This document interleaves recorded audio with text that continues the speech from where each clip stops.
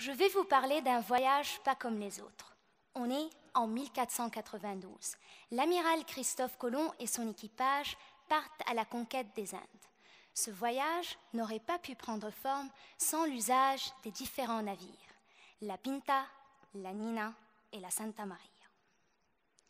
Et pourtant, je ne fais pas ma thèse en histoire, je fais ma thèse en biologie et j'utilise la métaphore de Christophe Colomb pour vous parler d'un autre voyage, celui des goûts et des odeurs qui, sous forme de molécules, parcourent désespérément notre organisme à la recherche d'une terre d'accueil. Ce phénomène qui participe à l'odorat et le goût fait partie de notre quotidien. Mais ce que vous ne savez pas, c'est que ce mécanisme ne sert pas uniquement à repérer la douce odeur ou les délicieuses saveurs des gâteaux de nos grands-mères. Il n'est pas propre qu'à nous, mais s'applique à d'autres organismes. Les mouches. Les mouches utilisent l'odorat et le goût afin de se repérer et de survivre dans un environnement souvent hostile. Je travaille avec une espèce de moucheron connue comme étant les mouches du vinaigre, les drosophiles, que nos chercheurs surnomment droseaux. La droso affamée, à la recherche de nourriture, va repérer l'odeur alléchante d'un vieux melon entamé, trônant fièrement sur le plan de travail de votre cuisine toute équipée.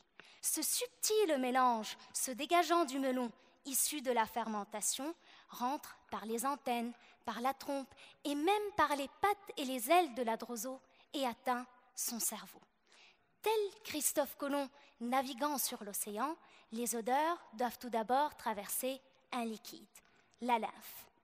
Ma question est de savoir comment ce voyage peut-il se réaliser. Comme pour chaque voyage, les odeurs et les molécules gustatives ont besoin de transporteurs.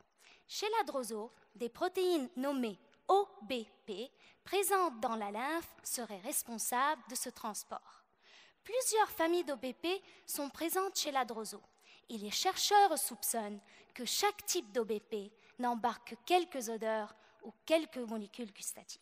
Et bien voilà, le sujet de ma thèse est de trouver comment 3 OBP différentes participent à l'odorat et le goût chez la droso, afin de mieux comprendre le système olfactif chez les insectes et d'améliorer la lutte contre les nuisibles.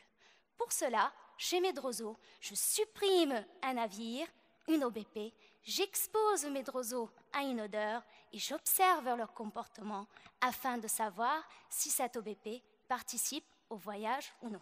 Je ne sais pas si je vais trouver les Amériques, mais je dois retourner au labo, m'occuper de mes milliers de drosos.